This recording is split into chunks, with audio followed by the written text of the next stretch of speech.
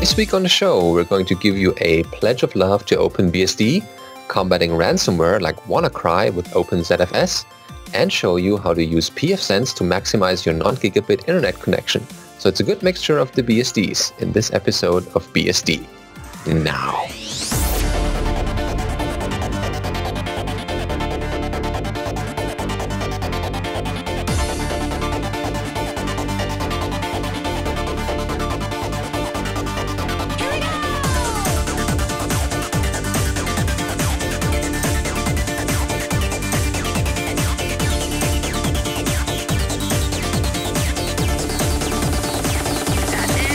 BSD Now, episode 195, recorded on the 24th of May, 2017.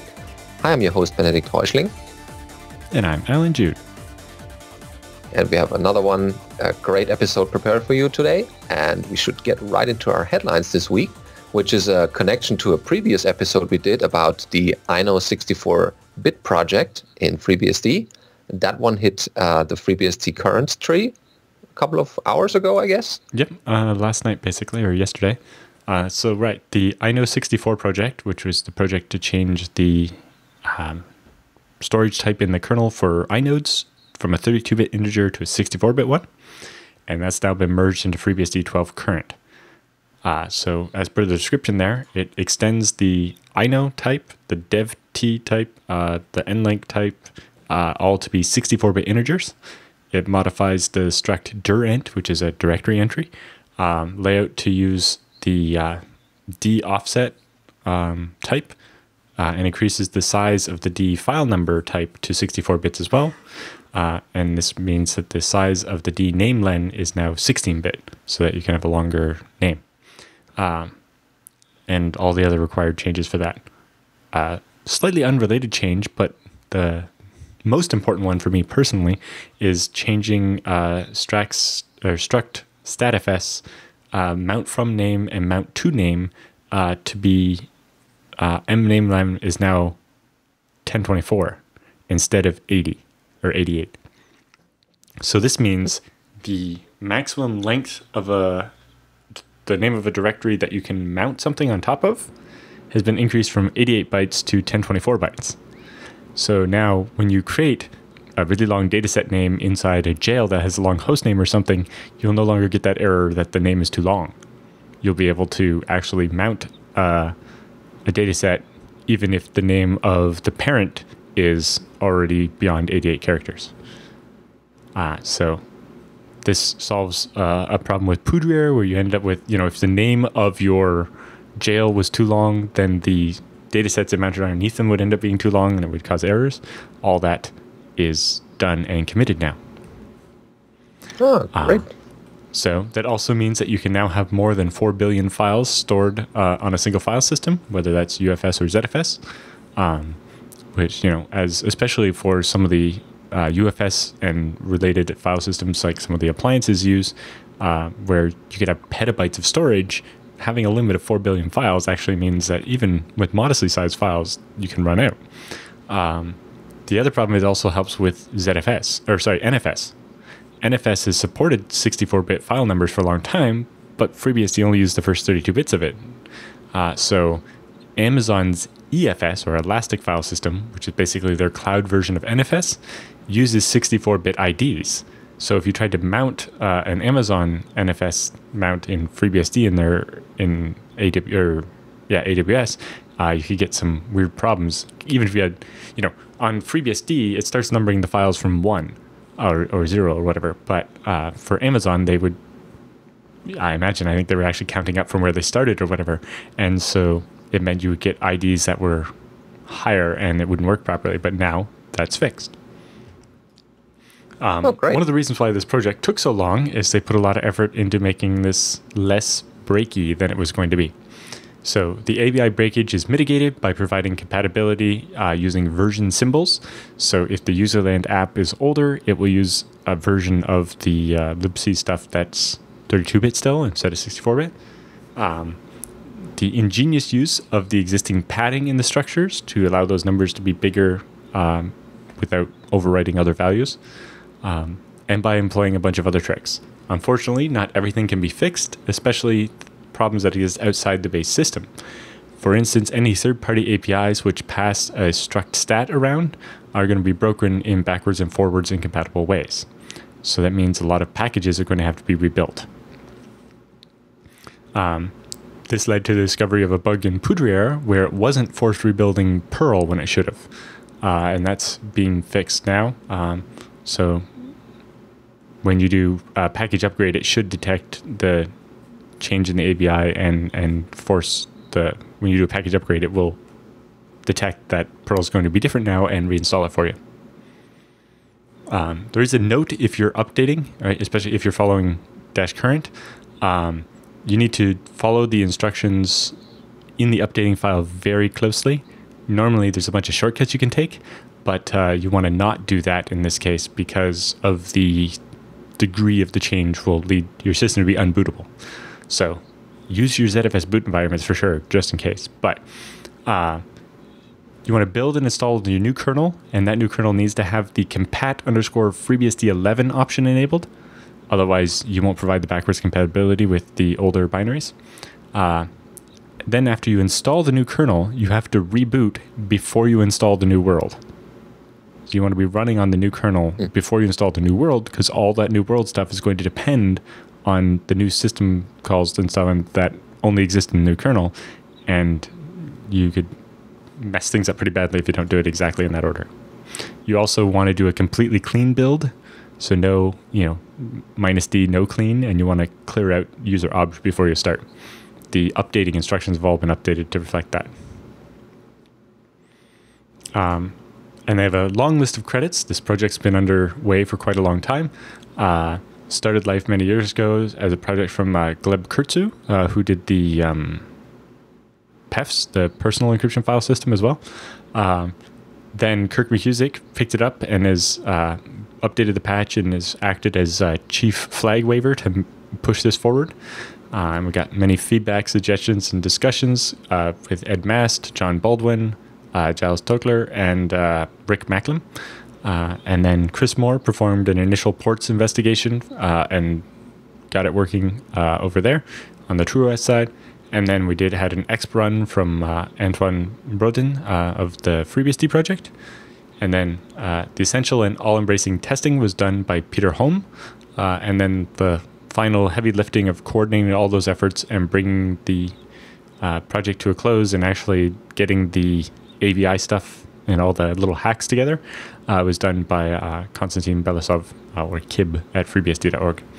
And EdMass and Kib's time was sponsored by the FreeBSD Foundation. Yeah, so thanks for all the people who did the work on that one. And it's in FreeBSD Head now, so people can check it out and find bugs and, test it out and see whether it works for them or not. And yeah, it's a nice project. It's been a long time, but I guess it's coming to a good end now. Okay, our next story is about why I love OpenBSD. So this one pretty much declares the love for OpenBSD and their operating system. So it starts off with, I do love open source software. Oh boy, I really do love open source software. It's extendable, auditable, and customizable. What's not to love? I'm astonished by the idea of that tens, hundreds, and sometimes even thousands of enthusiastic, passionate developers collaborate on an idea. Together they make the world a better place, bit by bit. And this leads me to one of my favorite open source projects, the 22-year-old OpenBSD operating system. So it continues with the origins of my love affair with OpenBSD. In 1993, when I turned 6, we've got our first computer, a Laser 286-2X. It came blasting in with 2 processors, a 45 megabyte HDD, and a few megabytes of RAM. 4 megabyte if I recall correctly, but the details are a bit vague there. It features MS-DOS, WordPerfect 5.1, and a bunch of entertaining games. But from the first eyesight on, I was more interested in the inner workings of the device. I quickly became a master of MS-DOS, QBasic, and later on Windows for Workgroups 3.11, which I got from a teacher at my elementary school. Years later, I exchanged elementary school for high school and quickly befriended Gil, who was a geek like I was. He introduced me to Red Hat with KDE 1.0. At the time, I was unfamiliar with the concept of open source, and this got me hooked from the first second. I can't exactly remember the order, but I switched a lot of distributions from that moment on. SUSE, Mandrake, and eventually ended up with Slackware. Once the notion of open source fully sank in with me, I began to feel blessed. Blessed to be using the product of thousands of volunteers worldwide. It was a true honor. And then he describes a little bit his journey from Linux to BSD. From that moment, I spent nearly all my spare time on IRC channels and Usenet, gathering knowledge, participating in discussions, and exchanging ideas. Yeah, this is a typical path. I heard that a lot of times from people. Somewhere along the way, I read about BSD. But how it was not another Linux distribution, but a completely different operating system with different goals, ideas, and less organic growth. I flirted with FreeBSD first, but it didn't felt right, so I switched back to Linux. But then I stumbled upon OpenBSD. It wasn't love at the first sight, perhaps. I was accustomed to Linux too much just to make the switch. However, I did install a dual boot, OpenBSD and Linux, and began liking it more and more as weeks progressed, right out of the point where I ditched Linux in favor of OpenBSD.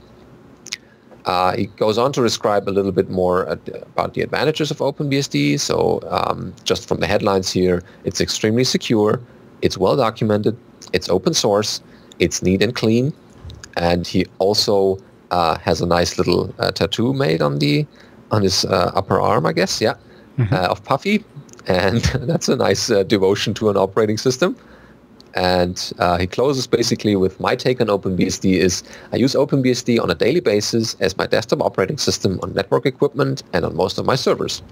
It might not be the best choice for every situation, since it doesn't run complex software written solely for Linux or Windows. I have to use Linux for some of the hosting platforms I manage because of these compatibility issues. But aside from those particular situations, I have a blatantly preference for OpenBSD. If you're new to computers, OpenBSD serves as an excellent starting point. It will help you better understand how your computer works. If I could go back in time and begin my experience with computers with OpenBSD, doing so would be a no-brainer. If you're ready to get started with OpenBSD, here are the installation instructions, and they are linking directly to the OpenBSD FAQ where that begins. And we'll have that also in our show notes. So yeah, it's a nice article about, how people get started in not only computers, but also different operating systems, and then finally finding the one that they want to use for the rest of their lives, basically. So this week's episode of BSD Now is brought to you by DigitalOcean. If you go to digitalocean.com, you can use their very nice control panel to spin up a virtual machine in under 55 seconds, running FreeBSD 10 or 11 with UFS or ZFS for as little as $5 a month or 0.7 cents per hour. If you enter the coupon code FreeBSD Now, they'll also add a $10 credit to your account as well, allowing you to use the smallest instance for 2 extra months or a larger instance for some time. It's a great way to be able to experiment with FreeBSD, especially since you get a terabyte or more of traffic included and high-speed gigabit internet connection. So it's a great way to experiment with FreeBSD with a high-speed connection, but also to be able to host things. I use it to host a Quasal IRC bouncer so that I can stay on IRC even when my computer's turned off. When I turn it back on, I get the scroll back, almost like it was, Slack or something, but better and doesn't take all my RAM. Yeah, this is on my to-do list as well. And you can also do some nice networking tricks as well. You can run load balancers, you can have floating IPs, you can have your own DNS record or create it, and you have also a private networking option there. So that one enables droplets to talk with other droplets in the same data center, which helps you if you have a little bit more distributed application running. Yep. So yeah, over there and check it out. It's super easy. The control panel makes it all easy. But, if you're like me and you're not really a GUI type of person, they have a great API and some already pre-built API consumer tools. So there's a DO command line that you can use to create your droplets and destroy them and manage them all from the command line with just text. It makes it really easy when, you have to spin up 36 different droplets in different data centers to play with. Yeah. Check out DigitalOcean and our coupon code. So our next story is about combating WannaCry and other ransomware using ZFS. It's been in the news everywhere, at least the WannaCry stuff. Mm-hmm. And here's a nice little story from IX Systems where they describe how you can combat that if you have the right technologies in place. Yes, this is actually from our friend Michael Dexter. Mm-hmm. But So basically, ransomware attacks try to hold your data hostage using unauthorized data encryption and spreading across your files. And then once your files are encrypted, they're like, oh, hey, pay us and maybe we'll give you the decryption key.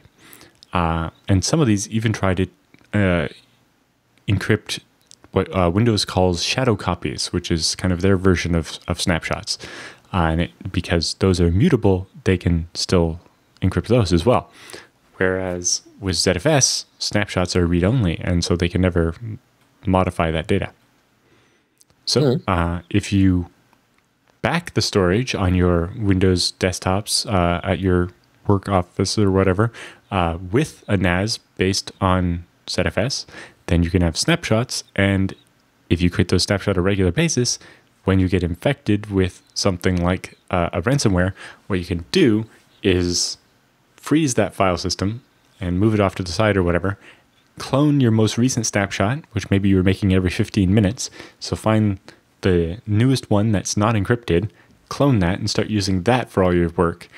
And then you still have the up-to-the-date file system moved over to the side, and you're sharing blocks, so you're not wasting space. And you may be able to also extract the files you've changed in, say, the last half hour or the hour between when the malware started encrypting your files and when you discovered it. Right? You had to back up an hour to find all your files not encrypted, but that file you saved only 10 minutes ago, that's in the clone and maybe isn't encrypted yet, and you can manually copy it to the new good one. So it allows you to restore from a backup instantaneously while keeping the original file system around so that you can extract individual files that way. Yeah, it's a lifesaver for some people. I mean, if they're in that situation and they're very, tempted to pay that stuff just to get their files back, which does or doesn't work, you don't know. But ZFS can be a real lifesaver because you can go back in time in your file system to get those files who were still unencrypted and save your work. And sometimes companies are really reliant on that work. And that's the only way for them to get back on track. Yeah, so combine this with something like a virtual desktop infrastructure or virtualization based on top of a FreeNAS or a TrueNAS, and you get everything you need to protect yourself. So in their article, they described the setup in detail. They also have a case study from 2015 when ransomware was first becoming a big deal, where they actually show a customer who's saved many of their customers using this technique. It's basically the recipe you need to protect yourself, because the good thing with ZFS is the snapshots are read-only. Because of the technical way that ZFS is built, it's not possible to modify the snapshot after the fact, and that means that it cannot get encrypted. It also means it's sometimes it's easier to detect ransomware on ZFS because it's not overwriting the files in place. It's writing the encrypted data separately. And suddenly, if your data set's twice as big as it was yesterday, that might suggest something hinky is going on. But yes, it shows that make sure you create those snapshots, and because they are super useful. I remember when the college I was consulting with got hit with a ransomware, they restored from backups, but it took them 18 hours, and basically they had to close the school for the day. And this was, it in particular, it hit the medical school part of it. So it was a joint program between the college and a university to teach nursing and so on. And having all this stuff down was a big deal. I was like, well, if you just had ZFS on your storage thing, instead of restoring from last night's backup, you could have reverted to a snapshot in like 10 seconds or less. Depends how long it takes you to log into the machine and type out the name of the snapshot.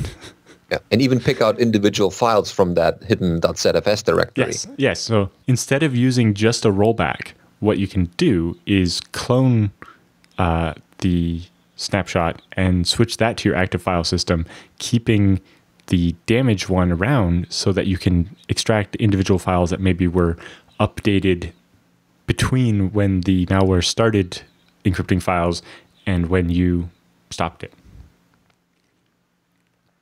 It's also been interesting to look at maybe detecting when the malware starts doing this and just marking the ZFS data set as read-only so that it can't continue encrypting more files. as I said, it's a lifesaver for most people, and it's running. You mean you can just make those snapshots in the background without thinking about them too much. But when you need them, you're happy that you have them. Yes, and with the integration with Samba, you can actually expose snapshots as if they were the Windows volume shadow copy, meaning that in a Windows interface, if you right-click on a file and go to Properties, there's a Previous Versions tab, and the user can revert manually to older versions of their individual files. This means that the storage administrator doesn't have to take care of these, I need last night's backup of this one file. They can actually preview and step through and pick the older versions of individual files themselves. So when it's not a malware attack or something, but just a user accidentally messes up a file or deletes it, they can always get it back. And it's events like that where people think about their storage needs and are like, well, we don't want to be in that situation ever again.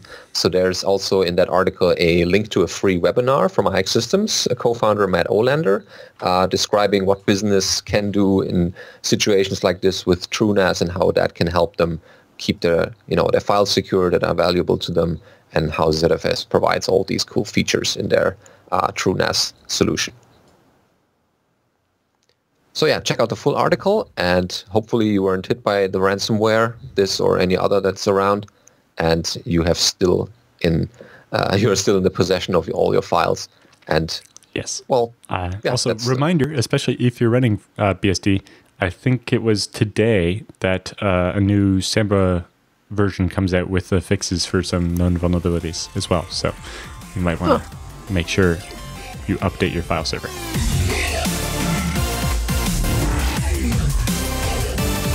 Our first little news in our news roundup section is using LLDP on FreeBSD. So this was posted on tetragear.com, and I met the person a couple of hours ago. It was a nice chat, and we talked a little bit about FreeBSD, and we mentioned also what work could be done on the network side, and he mentioned LLDP on FreeBSD. And so what LLDP is the link layer discovery protocol, and it allows system administrator to easily map the network, eliminating the need to physically run the cables in the rack. LLDP is a protocol used to send and receive information about the neighboring device connected directly to a networking interface. It is similar to Cisco's CDP, Foundry's FDP, Nortel's SONMP, etc., and it's a stateless protocol, meaning that an LLDP-enabled device sends advertisements even if the other side cannot do anything with it. In this guide, the installation and configuration of the LLDP daemon on FreeBSD as well as on a Cisco switch will be introduced. So there's a little section about the LLDP protocol itself. And it basically explains, if you're already familiar with Cisco's CDP, LLDP won't surprise you.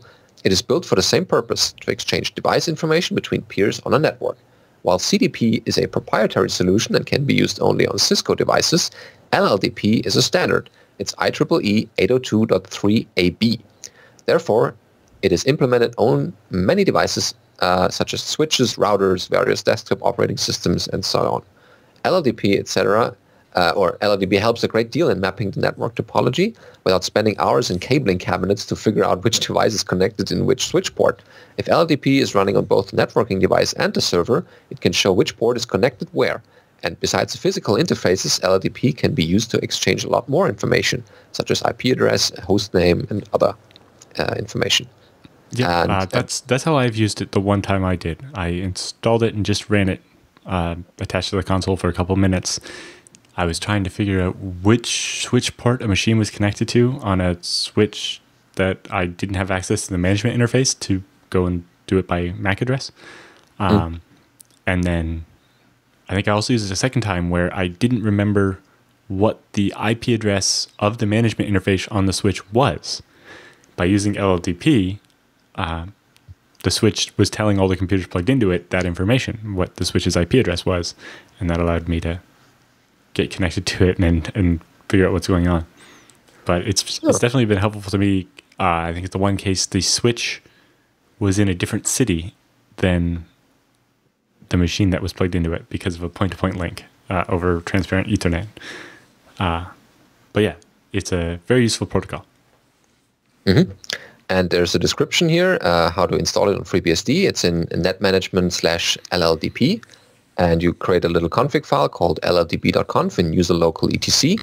And the blog post has a little example here where it describes what needs to be in that file. And then it has a couple of screenshots how certain commands like show the chassis details and show the neighbors, how this will look like in a typical scenario. And then you can basically start the LLDP daemon from rc.conf. And then pretty much you can also enable LLDP on a Cisco switch. There's also a little description there, and probe your devices and get a little bit more information out of them, which might be useful in your network setup. Yeah, check out the full blog post and the little examples we have in there. It's a nice protocol to check out for people. Yep, and it walks you through setting it up on the Cisco side as well.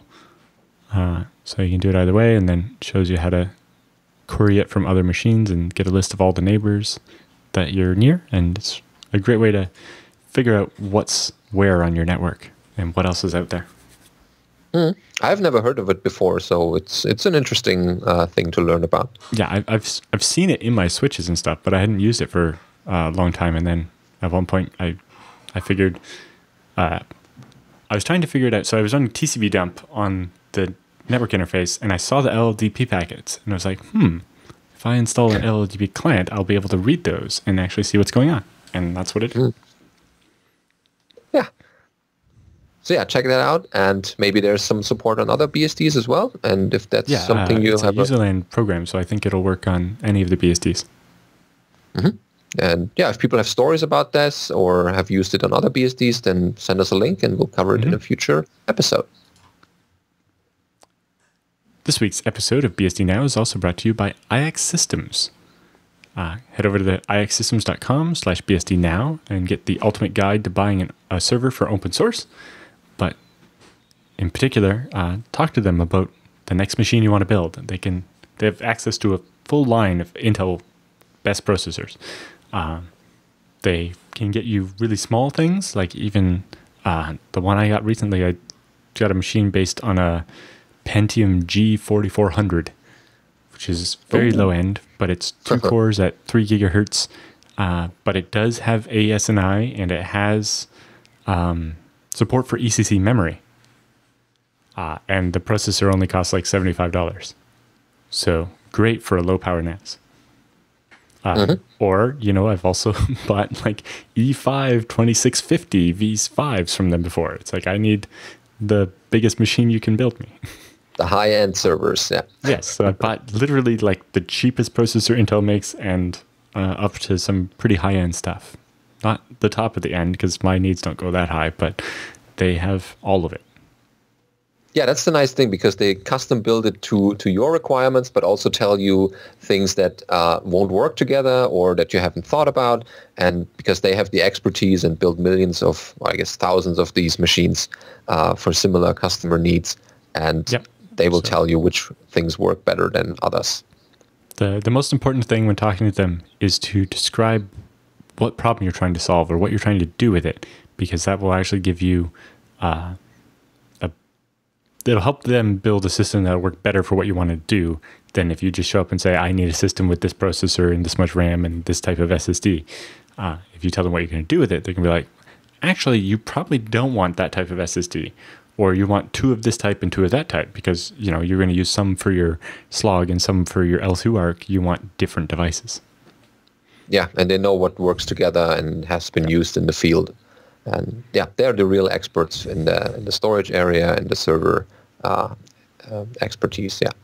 Yep, and they're also a big part of our community. So they actually went out to Kansas Linux Fest, where Michael Lucas was as well. And you can see here's the FreeNAS table, and they had the horns that everybody likes and stickers and information about all their stuff. And you can see this little stack of Michael Lucas's books there as well, and a demo of TrueOS with the Lumina desktop. Yeah, they're a big supporter of some of the FreeBSD projects and the sub-projects that they have. And it's a nice sure way that FreeBSD is always represented at a lot of these Linux conferences. They and sponsor also BSD a couple of Q&A, conferences. and Ken Moore also gave a talk about switching TrueOS over to OpenRC. Yeah, so check out IX Systems and tell them you got your reference from us. Yes. So next up, we have a story from our friend Ted Unace over at the OpenBSD project, and he's experimenting with pre-pledge. What's that about? He took a crack at a system similar to the one being designed for Capsicum called Oblivious Sandboxing. There'll be a presentation about it at BSDCan, so definitely check that out. Basically, where you can run an application in the sandbox without the application knowing it's in a sandbox. So currently, the way we sandbox code with Pledge or Capsicum or whatever is we go into the code and we add these restrictions. And we say, okay, open the files first and then enter the sandbox, and then you can't open any more files. Obviously, that causes a problem if the first thing your program does is try to open a file. So the little trick they use here is to pre-open the files and create a little list of these open files and spoof the open call. So then when the application says open the file, you check the little list you have, and if that file is already open, you can return the already open file descriptor, and the application can continue happily. Or if not, you give an error and be like, well, no, you're in a sandbox. You're not allowed to have access to, you only get these 4 toys in the sandbox. So Ted's article starts off, MP3 is now officially dead, so I figure I should listen to my collection one last time before it vanishes entirely. The provenance of some of these files is a little suspect, though, and since I know I shouldn't open files from strangers, I'd like to take some precautions against malicious malarkey. This would be a good use of Pledge, perhaps, if we can get it working. At the same time, an occasional feature request for Pledge is the ability to specify restrictions before running a program. Given some untrusted program, rapid execution in a Pledge-like environment, there are other system call sandbox mechanisms that can do this, like systrace, but Pledge is quite deliberately designed not to support this. But maybe we can bend it to our will anyway. So it says, our Pledge wrapper can't be an external program. This leaves us with the option of injecting the wrapper into the target program via LD preload. Before the main function even runs, we'll initialize what needs initializing, then lock things down with a tight pledge set.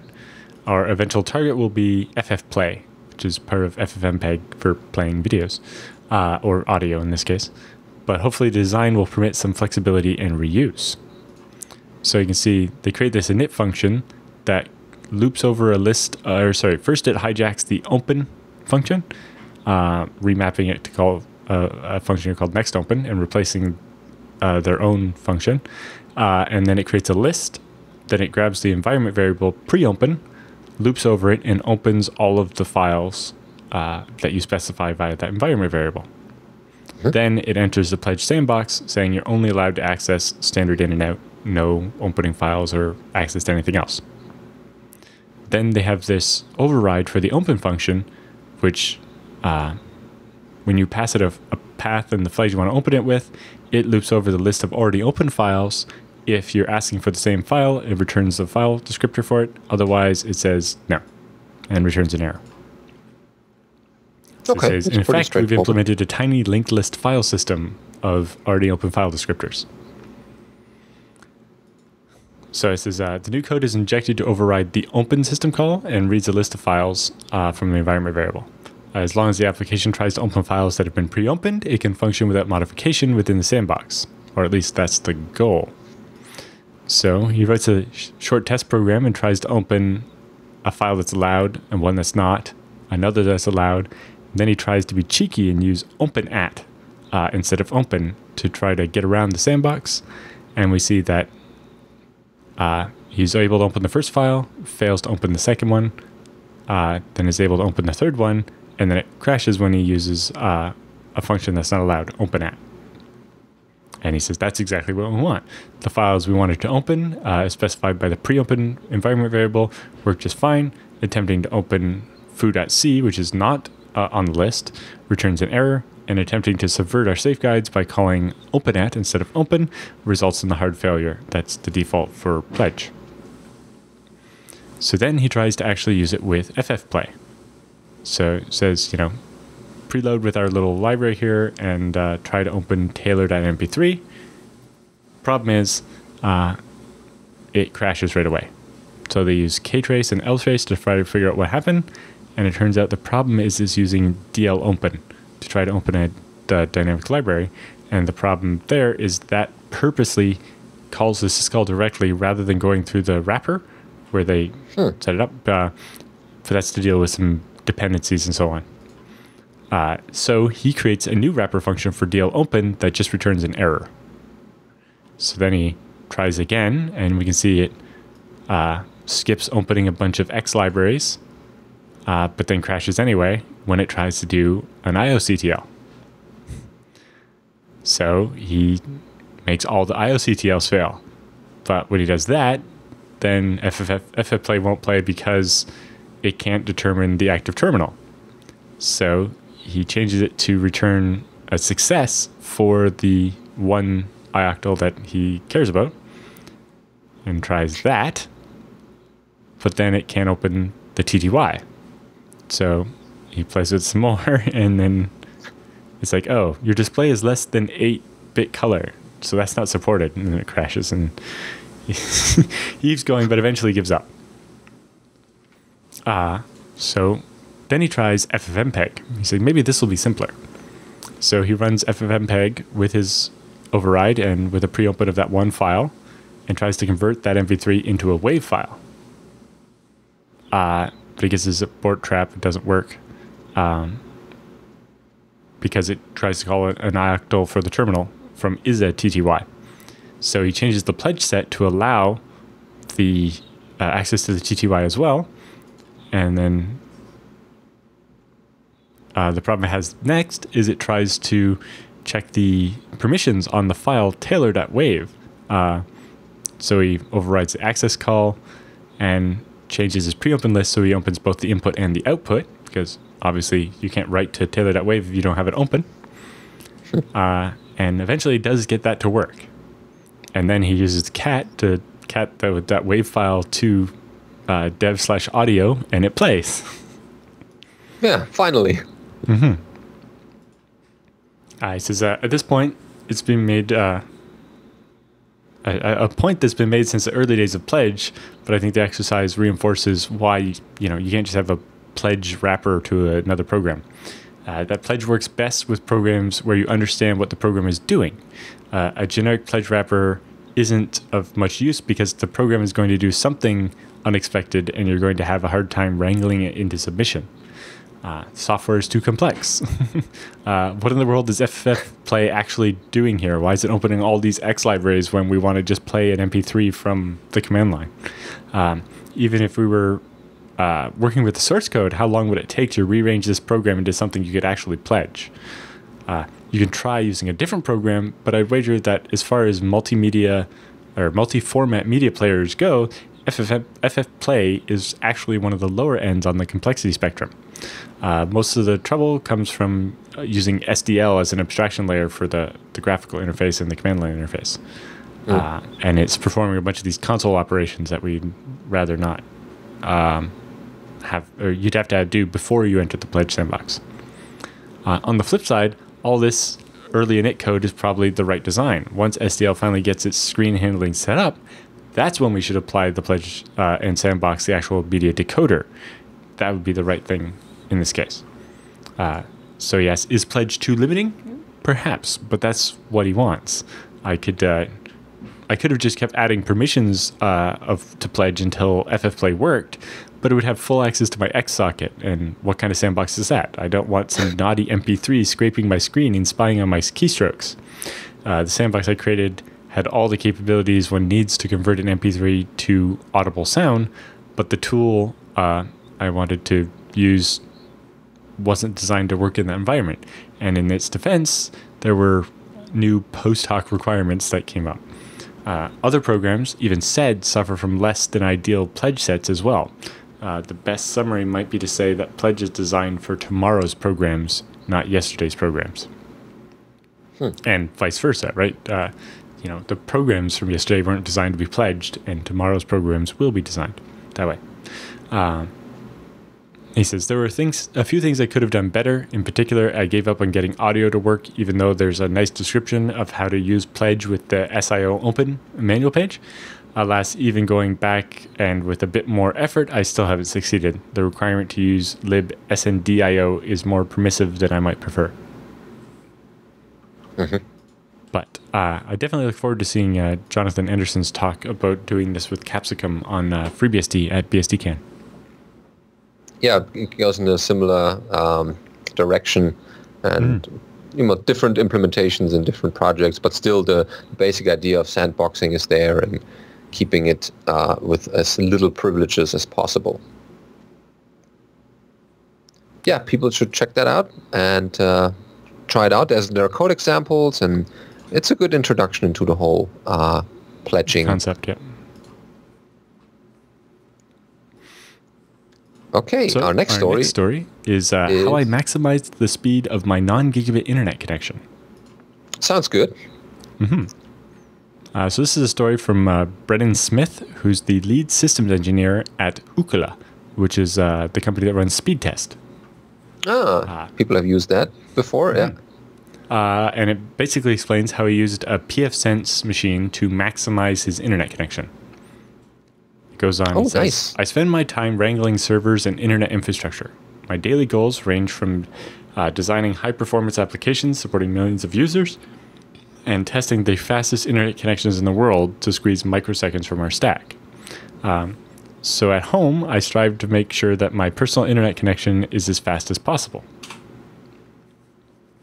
He says, I live in an area that has a DOCSIS cable ISP that does not provide symmetric gigabit internet. My download and upload speeds are not equal. Instead, I have an asymmetric plan with 200 megabits download and 10 megabits of upload.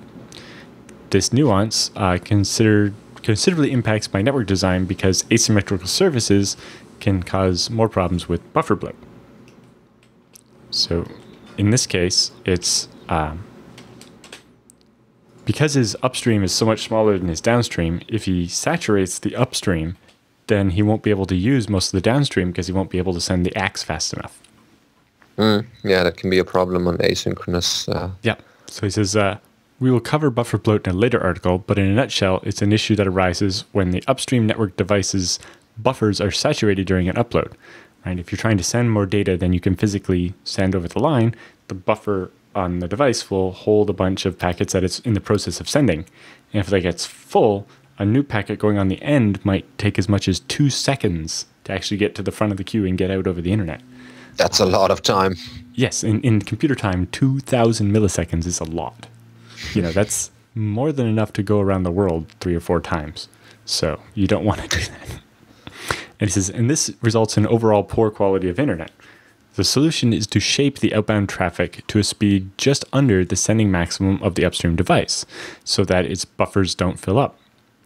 My ISP is notorious for having buffer bloat issues due to the low upload performance, and it's an issue prevalent even in the routers they provide to the customers. So the article actually walks through how to set up the PFSense to do it all. The routing. Yep. They also talk about a number of different devices they looked at, like the Ubiquiti Edge routers, like ER Lite 3, ERPoE 5, ER8, ER Pro 8, and ERX, and gives you an idea of the internet speed ranges those are applicable to. So an Edge router like 3 is, if you're below 60 megabits, it will definitely work. But if you go above 200 megabits, it probably won't work. Whereas with an ER8, you're guaranteed to work at 160 megabits or lower. But if you go over 400 or 450, it's probably not going to work. And so on. And they have the whole range of products there. But what he actually settled on was a 15-watt x86 64-bit machine. He wanted strong support for IPv6, and that's how he ended up with PFSense. He wanted to be able to do point-to-point VPNs and a split VPN tunnel. He wanted VLAN tagging, and he wanted to create a number of separate networks. He wanted a LAN network where he can run his FreeNAS and his Xen hypervisors, a guest network for when people are over at his house, and a separate IoT network for all those devices where it would be, say, rate limited to 5 megabits so that those devices can't do denial of service attacks and also can't slow down his internet. Yeah. So he built a small x86 server with 4 gigs of RAM and a 32 gig SSD and 4 ports gigabit network. And he installed PFsense 3.2 or sorry 2.3. There are also some graphs there that, describing the differences and, over time how it got better and shaped up. And it shows how he used the quality of service stuff, and it shows his configuration here. Basically, he measured and found that his upstream connection could do about 13 megabits. So he rate limited it to 12.5 megabits. And then he's got this really good latency graph down here. And basically he measured, so this graph shows speed tests done from his computer to the website over time. And you see that he's getting about the speed he's supposed to the whole time. But this graph shows latency from his machine to the next hop at his ISP. And you can see when he had the quality of service and the rate limiting turned off, when he started uploading, suddenly his latency went from a couple of milliseconds to 250 milliseconds. But if you left the QoS on, then the latency didn't spike, even though he was uploading like 1% slower than the maximum of his connection. But if you add that extra 1%, then you start buffering, and all of a sudden these packets take longer to go through. So he ran a number of tests. He ran ping 6 against speedtest.net to measure latency. He turned off QoS to simulate the normal mode, and he turned it back on to simulate the better mode. And he started multiple simultaneous outbound TCP and UDP streams to saturate his outbound link. And basically from that plot, you can see that without the shaping done by the PFsense, the latency would go up by 1,200%. Wow. Whereas with the shaping from the PFsense, he still gets all of the speed from his internet, but he doesn't get this latency spike, meaning that when his upload is busy, say when he's running Dropbox, it doesn't kill his download speeds. So this way he can still watch Netflix. Yeah, this is desirable, and I guess many people have a similar setup who want to tune that a little bit towards that goal. Yeah, and he talks a bit about his methodology for that. Instead of a flat rule like, do a speed test, figure out what your ISP is actually giving you, and then subtract 20%. That might be wasting quite a bit depending on what your upload is. So he has this method he uses where he's looking at the loss of ICMP and UDP and measuring latency, and then just reducing the maximum upload speed by 1% at a time until the loss gets to a low enough number and the latency isn't spiking, and then use that number. Yeah, that's a good approach. And people should check that out. You can definitely see the impact of shaving that top 1% off your connection to avoid getting into buffering. And then,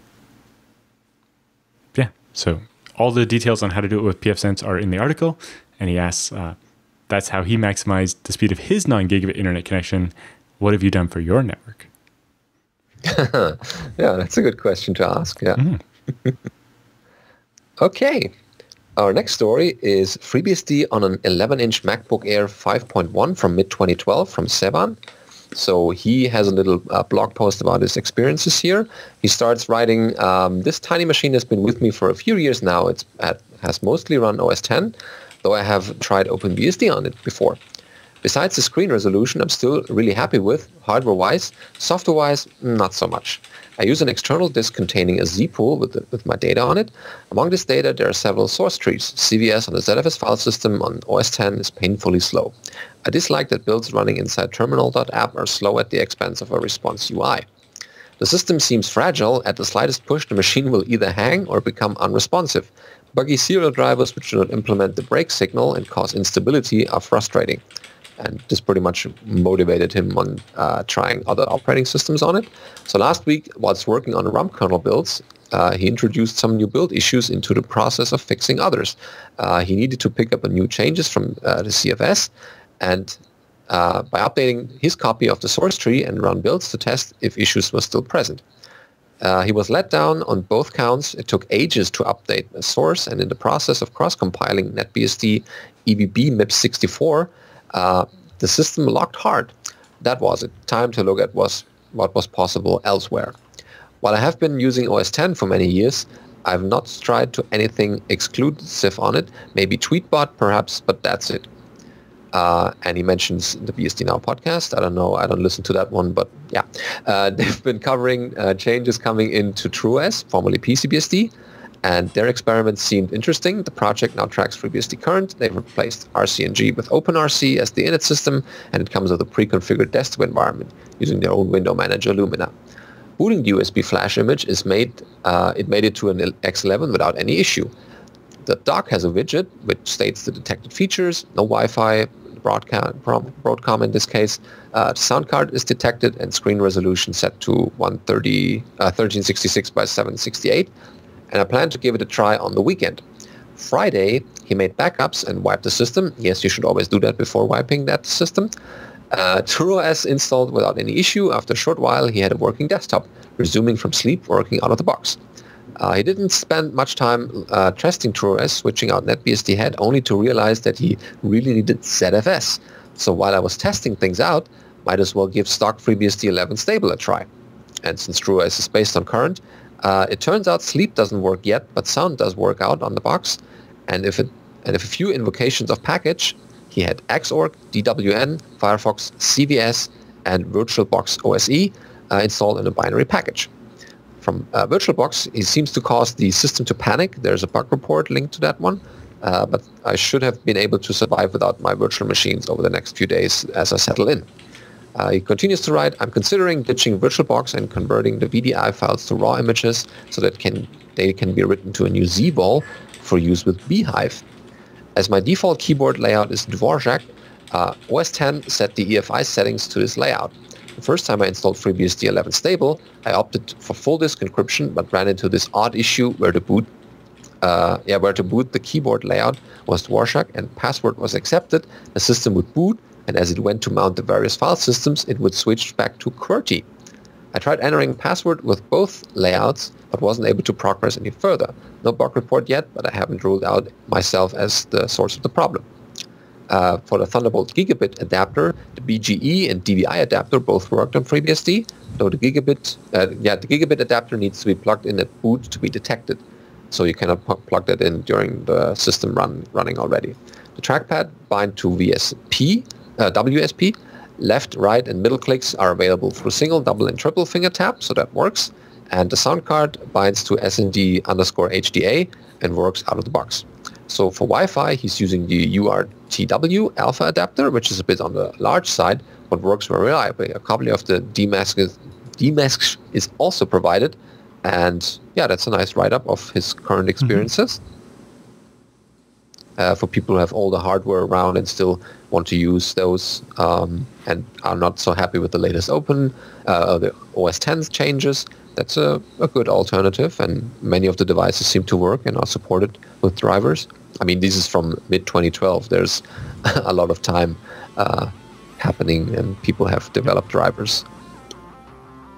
So yeah, but check those out. See Savan running FreeBSD, so... Yeah, he's experimenting with a couple of systems, and he's also not shy of writing about what's not working and submitting bug reports, which is good.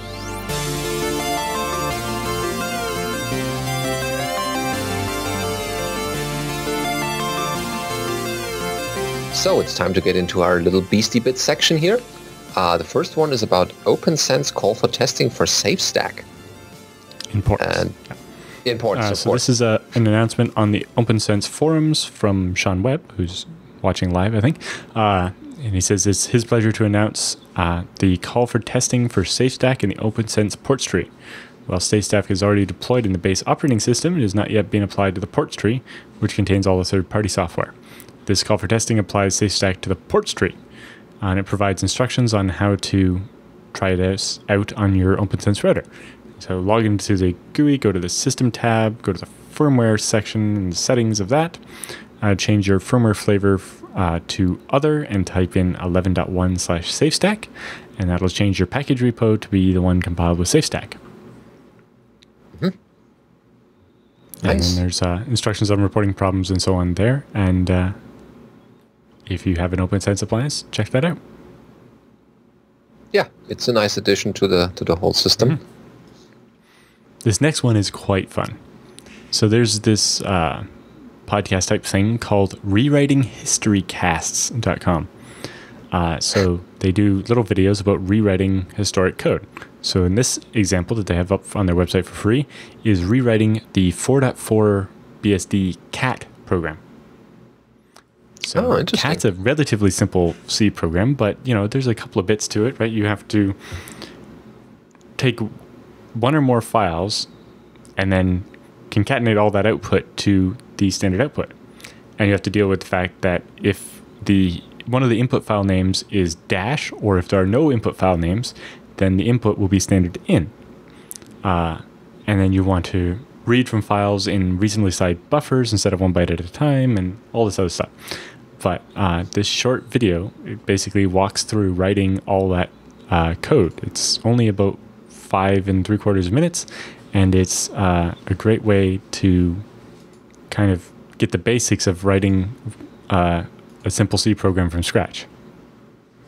Yeah, I remember that one. As the program comes together. Yeah, I remember the early programming, which we did on Unix. They also had a little explanation how cat is working in the source code itself, and we were tasked with extending it a little bit. Yeah, that was a nice experience. Knowing what the original program does and us trying to, emulate that behavior. And yes, check that out. The chat room points out, wow, that's classic C style. Yes, the code they're comparing it to is the original 4.4 BSD code from the late 80s. So yeah, it's been a while. Yeah, classic.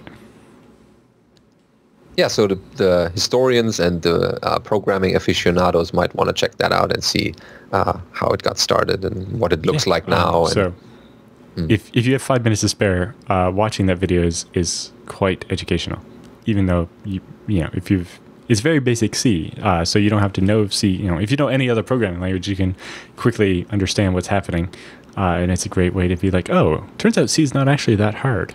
But it's also just a nice little intro, soft landing. But if you are interested in the old code of various bits of BSD, then do check out the Unix history repo, which has many branches, starting back at, research PDP 7 versions of Unix up through the various, BSD 1, 2, etc., BSD 4.4, 4.4 Lite, etc. And you can actually see all the source code, and by following these commits, you can actually follow it all the way forward. So, you can start with, GitHub is crashing.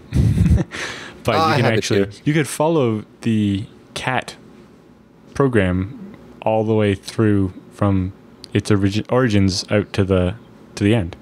So the version of hat for the PDB, or version of cat for the PDB 7 is all written in some kind of assembly. But anyway, the Unix history repo is a great way to allow you to actually start with a modern set of code and step it backwards and see how it's changed over the last 40, 50 years. Yeah, or if you found a bug, then you can see where this originally came from and what other projects might have, got that specific code path, and you might want to check out which other programs are affected or projects included that. Yep. It's a good thing. And if you want just an overview version of that, we talked about it a little bit the other day, but they have a newer post about it. The Unix architecture diagrams, they now have color. Oh, nice. So similar subsystems are having the same color? They've completed the first edition versus FreeBSD sets now, and they all have color. So it's definitely worth checking out to see how the system has evolved between first edition Unix and FreeBSD as well. Mm-hmm.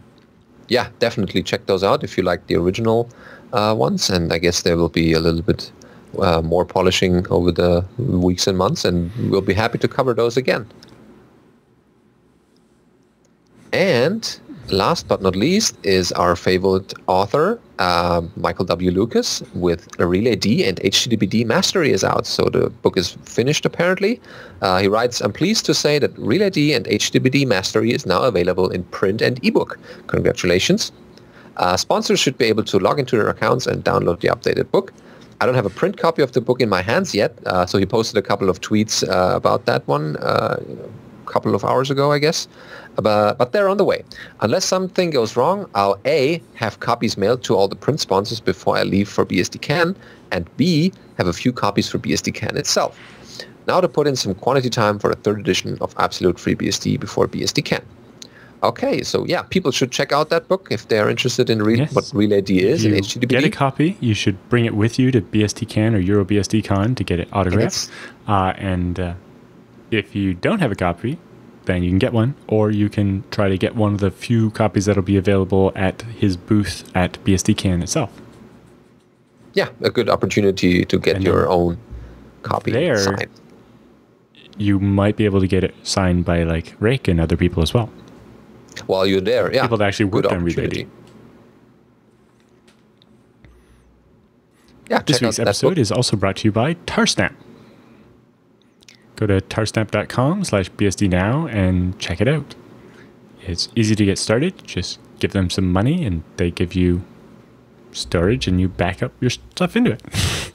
But you're the only person getting access to that because you're the person holding the only key, because Tarsnap is the online backup for the truly paranoid.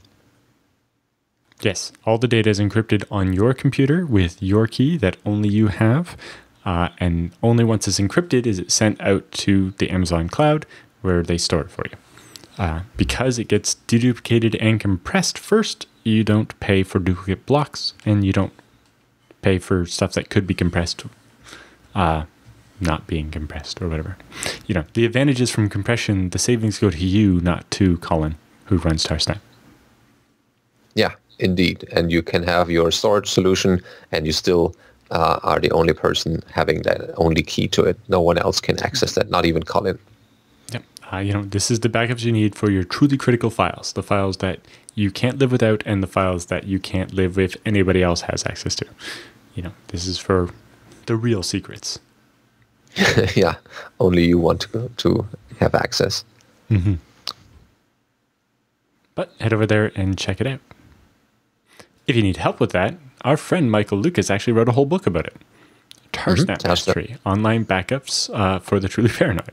And it walks through a bunch of the bits, like installing and setting up Tarsnap on Linux, Unix, Windows, and OS X, fully explaining the features like encryption and duplication that are in there, how to create and recover archives, how to customize the backups to be precisely the files you want and not the other ones, because why pay to store files you don't want to back up? How to passphrase protect your keys, how to create and manage special purpose keys for different things, how to automatically back up and rotate your archives, how to understand and resolve performance issues with your backups, and how to quickly restore complete systems from backups.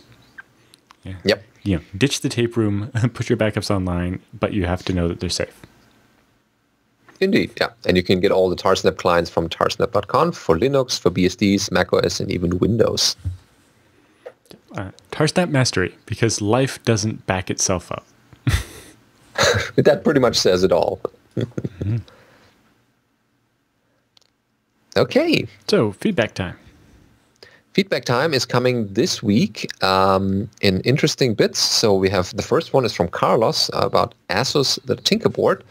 He writes, is this the board being targeted by BSD? So he provides two links to newatlas.com and asus.com.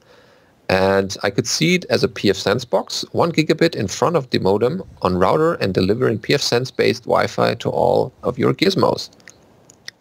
Do you know if there's support for that one already? The particular CPU on this is not one I've heard of. The RK38 or 3288. They don't actually mention what company makes the CPU, so it's hard to tell if that SoC is supported at all. It's not an ARM processor. I think it's definitely ARM or MIPS. I just don't know which, but I imagine ARM. Mm-hmm. Good question. So if people have that running on BSD, they should probably this, send us this an particular email. device definitely isn't aimed at something like PFSense because it has a Mali GPU and designed for 4K video playback. It's a different purpose. Yeah, it's definitely not meant. It's not specialized towards being a router. For that, there are companies like Netgate actually sell devices specifically designed with 2 hardwired Ethernet ports on them. Before that device, PFSense didn't run on ARM, and so even then, with all the different SoCs, you're probably better off picking one that's specifically designed for PFSense because it'll have better support. Mm-hmm. But in general, if people have that board and used it with BSDs a little bit, then we would be happy to have a little post about that, a little story. Would be nice to know. Yep. The next story is from James. It's a firewall question. And he starts writing here. I have to switch gears a little bit here. He writes, "Hi, I hope this finds you well. This is mostly in response to your call for feedback and it's fairly trivial, so I won't be offended if you don't use it. Well, that's fine.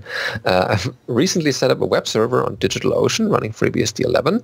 I've installed SSH guard and configured it to work with a simple IPFW rule set. I've disabled challenge response passwords, but I want to cut down on the length of the logs and another layer of protection." He provides a little bit of output from the IPFW-A list command, providing all the rule sets, I guess, that he has. And obviously, the leftmost column indicates the rule number, but I'm not sure on the other two. The FreeBSD handbooks only says accounting information and the packet count for matched rules. So it seems like the rightmost column is the packet count, but then what's the middle number? It's actually the other way. So the first number, obviously, is the rule number. The second column is the number of packets. And the third column is the number of bytes. Okay. So I guess the handbook's wrong on that account. Good to know. I don't think the handbook's wrong. I think you just misunderstood it. But the handbook could state explicit what those two are, I suppose. But yeah, you can see that on your rule, you've blocked 2,817 packets, which is added up to 168,000 bytes of data. Okay, that's something already. Second, are there any obvious mistakes in my firewall setup? This is just a test server, so I'd still like to avoid being too stupid. So far, so the rule sets pretty much denies a couple of things. And you probably don't want to turn ICMP off entirely. For pings. This will break path MTU discovery and a couple other things. But other than that, it looks kind of okay. It's like, your firewall is whatever you want it to be. As long as it's doing what you want it to do, it's fine. Yeah. So there's no you get to decide. Gaping hole. Yeah. But much. It looks fine. Okay. And he closes with, "I love the show and have really been enjoying Benedict's contributions." Well, thanks, but it wouldn't have been all put together if Alan wasn't here. It's interesting that all the Linux show focus on corporate news and industry drama, and the BSD show focuses on the technical aspects of the operating system. Okay. Thanks for your submission here. So Adam writes in next about the ZFS books. He says he learned about the ZFS mastery books from the Level 1 Linux podcast, which I did I guess it was a month or two ago now. He says that he used to work with FreeBSD back in the early 2000s and now primarily work with Gentoo and Arch. He says, are the ZFS books generalized enough to pick up for Linux, or are they specific tailored to BSD? They're definitely usable for Linux. All the ZFS command line stuff is the same. The only bits that are a little different are, in the advanced book, we talk a little bit about how to do multipath and some labeling on the disks. That stuff won't apply directly, but anything that's ZFS specific is pretty much universal across all the implementations of ZFS, including Illumos and so on. The parts where the sysctls, the tunables have the same name on Linux, but they'll be under like /sys/modules ZFS or something like that, instead of where they are in FreeBSD. But all that will apply the same, and yeah, it's mostly just the partitioning and some of the very basics of how disks work on FreeBSD that'll be slightly different. But being that you're familiar with BSD from the early 2000s, you'll probably be able to understand what's happening and translate that to Linux easily. So yes, the ZFS books, especially the first one, are definitely universally applicable to Linux. Yeah, and then you can basically, try it out. And if there's something most of the advice in the advanced one will work fine on Linux as well. It's just there's a couple of specific bits, when we're telling you how to use iSCSI or whatever, obviously it's going to be slightly different on Linux, but all the concepts will be the same, so it'll map out nicely. Mm-hmm. Yeah, so it's a good overall introduction to ZFS, not just for the BSDs, but also the Linuxes or whatever systems are using that one as well. And the last question is from David about managing ZVols. He writes, "Thank you both for the interesting and informative show. I learn something new each week. You're not the only one. I have a question on managing snapshot size on ZVols. I'm using a 1.5 terabyte ZVol as the backing store for an iSCSI share from FreeNAS. This share is being used as a data disk on a Windows server, standard user files in home directories. I've scheduled snapshots every couple of hours, which are kept for 2 weeks. The challenge is that I find the total space used by this ZVol grows to over 4 times the original size. Is there a way I can figure what is causing such a huge size for those snapshots and perhaps manage them better?" And he writes, "I can understand snapshots comprising a fair amount of space, but this seems extreme." It depends how much data is actually changing. In particular, in this case, probably because you have NTFS on top of it, part of what's going to change every time you touch a file is the master file table, or MFT, on the NTFS. Windows. Mm. And so that's one's going to constantly change every time you touch a file. And so that'll lead to a certain level of churn. Other thing is look at your block size. If your block size is relatively large or whatever, then changing, if NTFS is writing in 4K blocks, but you're using 16K blocks on your ZVol, every one of those changes is going to change a whole block and amplify the amount of data that's changing. Although for a lot of it, I would expect compression to save you from a lot of this headache. The other thing is watch with the ZVol of using too small of a block size. You can end up, because of padding on, if you're backing this with like a RAID Z2, then a small block size can actually just lead to a lot of wasted space because of the padding that RAID Z has to use. So with that, you can end up where a lot of that space is actually being eaten up by the padding, not necessarily the new data you're writing. And that applies to the main data on the ZVol and the snapshots.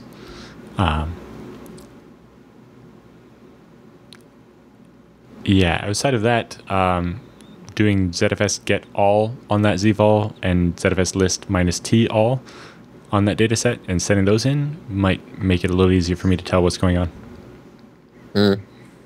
Yeah, otherwise there's not much to gain from the ZVols directly on the zpool. Well, yes, there's no case, for your Windows server, if it's just user files and home directories, you might be better off putting out a native ZFS data set and exposing it via Samba. But iSCSI definitely works, and maybe we can look into it and see what is it that's causing to take up extra space there. Because otherwise you might run out of disk space really soon. Yeah, you can always add more disks to your ZFS, though. Yeah, or educate your users a little bit more about not storing so many big files. But yeah, sometimes it's unavoidable. We got a last-minute request that I'll have to try to sneak in here. Okay. We'll have it next week too, but the Triangle BSD users group is having a meeting Tuesday, June 27th at Root BSD in Cary, North Carolina.